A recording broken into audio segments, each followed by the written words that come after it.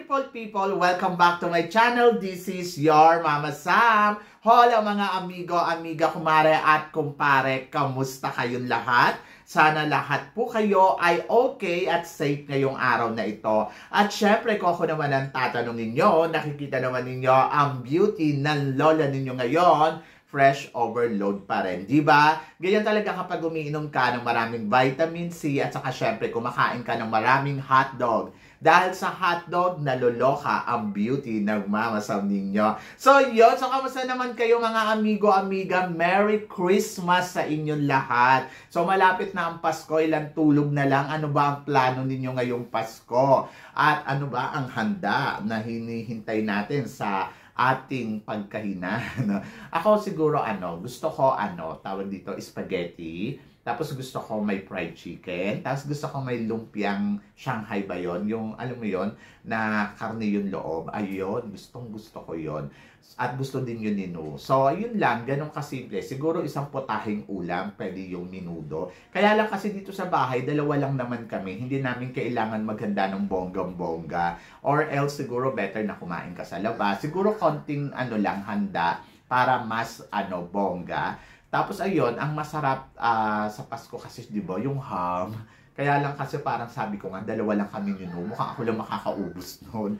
Kaya parang wag na yon. Sana kayo din. Pero guys, ito talaga wag natin kalimutan ang magsimba. Kasi napaka-importante ang pagsisimba ngayong araw ng Pasko. Dahil ito yung pagpapasalamat natin sa Panginoon. So, ayun lang. Dapat wag natin siya i-escape. Kumbaga, kung kaya natin pumunta ng simbahan para sa Misa de Gallo ba yun? Oo, syempre importante yan guys. Kaya, go na, di ba?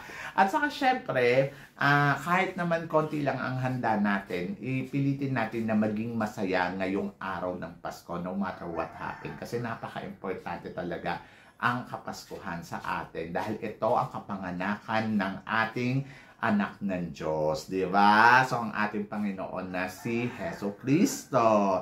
Kasi syempre, di ba, sabi ng ganon, kapag mahal mo ang isang tao or mahal mo ang isang bagay, iingatan mo to at gagawin mong makabuluhan ang araw na importante sa kanya. At ayun yung importante na araw para kay Jesus. So, dapat ibigay natin siya na maging masaya, tahimik, at higit sa lahat, syempre, maging positibo. Diba? So, yon. Kaya, sa inyong lahat, Merry Christmas.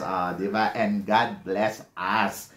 So, ito na nga, marami tayong chika ngayon na talaga naman, oh my God, magtataas ang kilay ninyo ng bonggang-bongga sa mga tatalakayin natin ngayon. Dahil naman talaga, ang mga chika natin ngayon ay sobrang maintriga. Kaya guys, wag na natin patagalin para sa unang chika. Mama Sam, anong masasabi mo? Bagong corona ng Miss Earth, maganda ba? To be honest, yung bagong corona ng Miss Earth, nung una kong tingin, sabi ko parang hindi naman ganun kagandahan.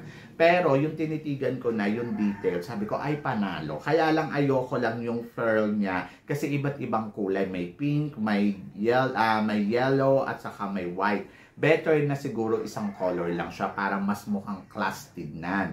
Tapos, ayun, syempre, parang katulad din siya ng Miss International Crown na, alam mo yun, parehas sila na may pearl na may mga flower na naloloka ako. But, maganda yung bago nilang corona kumpara noong nakaraan. Mas na-appreciate ko to. Kaya lang yung dito lang din sa baba, yung paikot na ganon, yung parang alambre. So, sana medyo kinapal-kapalan pa nila konti na parang pa ganon, tapos nilagyan nila mga diamond doon para mas social tignan. Kaya lang kasi ito kasi parang ipinutong lang na ganon, mukha tuloy siyang alambre.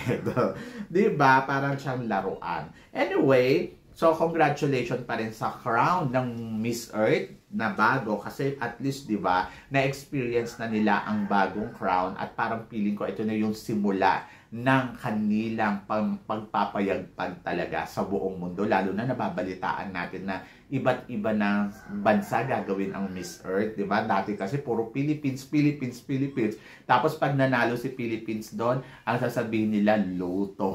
Di ba? So, nakakaloka. Anyway, congratulations pa din, Miss Earth. At ito nga, para sa sumunod na chika, Mama Sam, CJ Apiasa, nararamdaman mo ba na sasali sa Miss Grand Philippines, si CJ Apiasa. Gusto ko siyang sumali. Actually, siguro ito ngayon naiisip ko baka kaya siya hindi nasasali doon sa Miss Universe Philippines. Baka nagpaplano. Ato ay ano ko lang ha, naiisip ko lang ha, kasi parang nagtaka ako kasi 'di ba in-announce niya na magko-compete siya, tapos ngayon hindi na. So parang feeling ko may dahilan kung bakit hindi siya magko-compete sa Miss Universe Philippines. Tapos nakikita ko sa mga photos niya, lagi siya nakaganon. 'Di ba? Kumbaga parang feeling ko lalaban pa din to. So, yon. So, parang feeling ko baka sumalang to sa Miss Grand Philippines ngayon taon na to. At kung sakaling mangyari yun sa susunod na taon, I'm so happy. Isa to sa mga nakaka-excite. Kasi syempre, alam naman natin si CJ Apiasa, yung sumali siya sa Binibining Pilipinas, grand na talaga ang kanyang ginihit, di ba? So, ngayon, parang feeling ko, gusto niya pa rin talaga na maging Miss Grand Philippines. I hope. Kasi talagang swak na swak siya doon, yung pasarela niya, yung body niya, yung beauty niya. So, I think, kaya niyang manalo doon. Tapos, alam mo yon, parang feeling ko kasi, ito kasi si CJ Apiasa, kalibre talaga pagdating sa pasarela. Diyos ko, ito yung parang sumunod kay Samantha Bernardo. And, tingin ko, kaya niya makipagsabayan sa mga magiging kandidata doon kasi game na game din talaga ang isang CJ Apiasa at saka yung mga follow neto, bongga. So, yon. Tignan natin. Yan yung abangan natin sa susunod na taon kung ito nga ba si CJ Apiasa ay nagpaplanong sumali sa Miss Grand Philippines. So, balit chika naman tayo dito sa Miss Earth. Ito nga Mama Sam kasi sinabing gano'n na magiging judge daw. Possible na maging judge ngayong gabi ay si Pungkan ng Miss Earth 2018 sa si Angela Ong ng Miss Earth 2015. So, anong chika mo dito Mama Sam? To be honest, para sa akin maganda to. Kasi syempre, di ba, parang atong si Pungkan malapit to sa atin at saka ito naman si Angela was from our own. So, kaya lang, pag nanalo dito si Miss Philippines, baka sabihin bias, di ba? Kasi alam naman natin na ang mga mindset ng ibang tao, nako, niluto yan kasi tingnan mo, ang mga kinuha nilang judges, puro mga taga-Pilipinas o maka-Pilipinas. So, isa yan sa mga parang kinakatakutan ko kung mauupo silang judges. Mas gusto ko wala sila dyan kaysa na nandyan sila kasi baka sabihin nga manipulista yung result, di ba? Na manipulate yung result. Nagawa nga na may mga queen na malapit sa Pilipinas. O, di ba? Katulad ni Angela Ong, di ba? At saka ni Pungkan. So, tingnan natin mamaya. Wala naman tayong magagawa kung sila talaga yung napili. But ang masasabi ko lang, good luck kay Miss Philippines. So, ako, to be honest gusto kong manalo si Miss Philippines. Kung ibibigay nila ang corona kay Miss Philippines di bongga. Pero syempre mas gusto ko ipakita ni Miss Philippines yung galing niya talaga pagdating sa entablado. Diba? So para sa sumunod na chika, Mama Sam, speaking of Miss Philippines, Liana Aduana, tingin mo Mama Sam, malakas ba to para sa corona? Si Liana, ako, to be honest, wala naman duda sa kanyang performance na nakita naman natin na pinalo naman niya talaga to ng bonggang-bongga. So, I'm so happy kung siya ang mananalo mamaya kasi syempre wala pa tayo corona. So, wala akong pakialam kung ano sasabihin ng ibang bansa. Kung sasabihin nila, nako, lutong Macau naman yan. Nako, pinaburan si Philippines. For sure, ganun yung mga maririnig natin, lalo na sa mga Latin area na, alam mo yung binabash nila ang Miss Earth. Kaya lang, kapag nanalo mamaya si Miss Philippines, baka maka-apekto to sa Miss Earth. Kasi alam naman natin ang Miss Earth ngayon, tinatry nga nila maging engaging sa mga tao, sa mga followers nila. So, hindi ko alam kung makaka-apekto ba kapag nanalo si Miss Philippines dahil ang organization is from the Philippines and then baka mapulaanan. Pero unfair naman kung nakita naman nilang magaling si Miss Philippines pagkatapos hindi nila ibibigay ang corona. So ako para sa akin, kung performance nila na ang pag-uusapan, talaga naman pumapalo to ng bonggang-bongga at wala naman duda sa performance talaga ni Miss Philippines. Kahit ako masasabi ko, my God, she's one of the best and she's one of the beat para sa Corona talaga. At nakita naman natin, nanalo siya sa mga voting system. Yung iba nga, di ba, yung mga taga-Indonesia, Diyos ko, sabi nga no, step out daw si Miss Philippines. Kumbaga parang, talagang bad trip sila. Di ba? Kasi, parang feeling nila, si Philippines lang lagi ang pinapaboran sa Miss Earth. Pero Diyos ko naman, kumusta naman yung kandidata nila? Kung marunong naman lumaban, wala silang dapat ipag-alala. Kaya nga competition, pwede ba namang hindi na lang sumali si Miss Philippines at pwedeng sabihin na, ay naku, hindi siya dapat manalo dyan. Unfair naman kay Miss Philippines yun. Ako para sa akin, si Miss Philippines pa rin talaga ang nakikita kong isa sa mga malakas na kandidata ngayon taon na to dito sa Miss Earth. And then, tingnan natin kung ano yung magiging performance niya sa mga susunod na laban mamayang gabi. Diba? So, kung deserve niya, ibigay sa kanya ang Corona. So, yan. Diba? At ito ang sumunod na chika. Philippines nakikipaglaban pa rin sa Country of the Year for the 2023.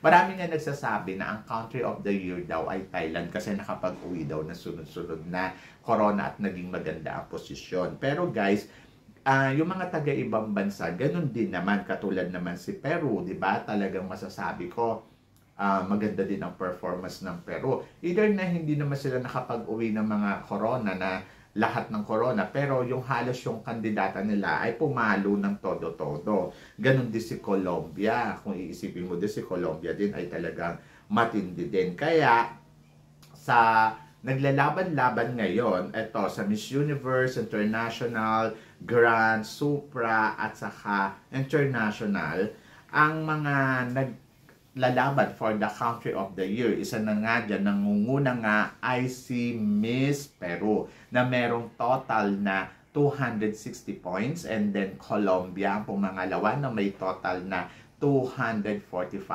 Philippines naman ay 200 and then Thailand ay 195 and then Venezuela naman ay nakakuha ng 170. So number 6 naman si Puerto Rico, Vietnam, Dominican Republic, Nicaragua, USA, Ecuador, Spain at India. So wala pa dito yung result ng Miss Earth saka Miss World. Pero kasi for now yung record ay ito yung resulta. So mamaya madadagdagan pa to kasi syempre sa Miss Earth. So pag nanalo tayo ng Miss Earth, magiging angat ang Pilipinas for the Country of the Year. So malamang yan.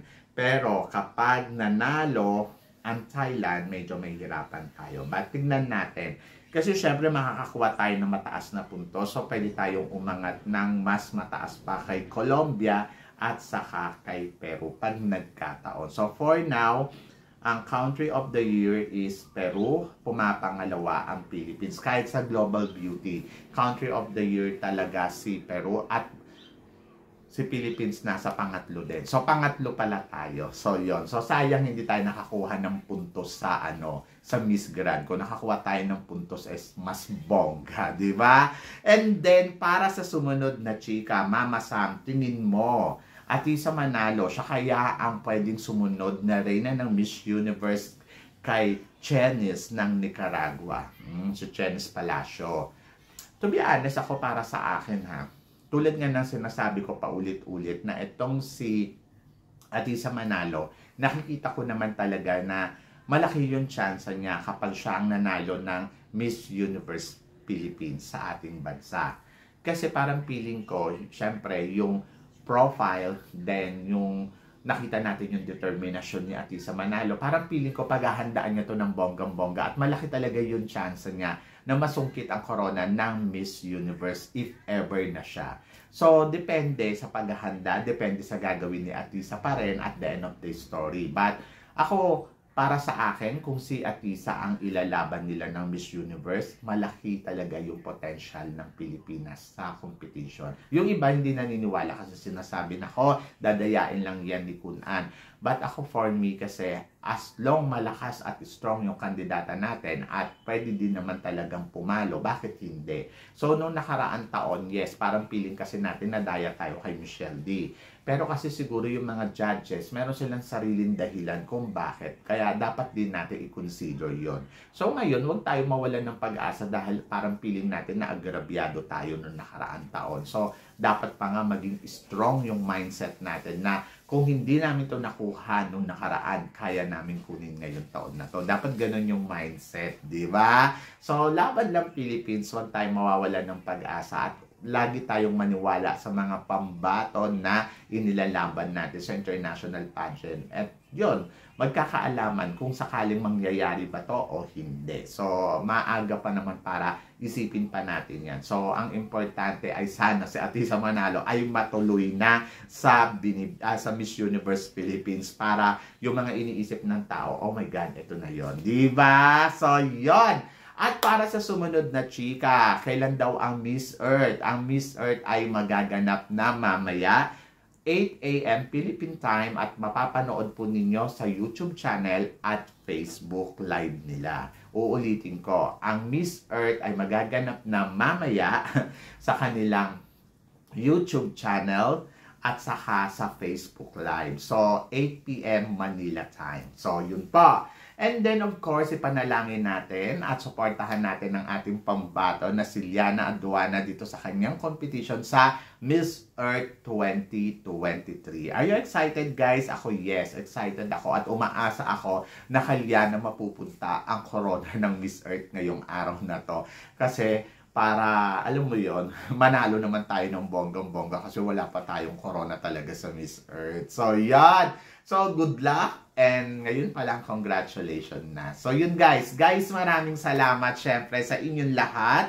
Kayo guys, ano guys ang tingin ninyo sa mga pinag-uusapan natin ngayon? Ano tingin nyo sa bagong corona ng Miss Earth? Bongga ba? Tingin nyo si Liana Aduana ang mag-uuwi ng corona? At saka, kung ilalaban natin ito, magiging counter of the year kaya tayo kapag nanalo tayo ngayon sa Miss Earth. And then, plus, tingin nyo guys, Atisa Manalo, siya na kaya ang susunod kay Yanis kung sakali ito ang manalong Miss Universe Philippines. So please comment below para at least malaman ko naman kung ano naman ang chika mo sa mga pinag-uusapan natin ngayon. So yun guys, syempre maraming salamat. Huwag nyo pong kalimutan i-click ang ating video ngayon, i-like, at saka syempre, forget to click like and subscribe my channel at i-click nyo na rin po ang notification bell para lagi kayong updated. Syempre, sa aking mga chika, sabi nga ganon, always keep smiling and always think positive. Walang imposible, guys. Magtiwala lang tayo sa itaas. Kaya, guys, hanggang dito na lang. Hanggang sa muli nating chikahan. See you tomorrow. Thank you, guys.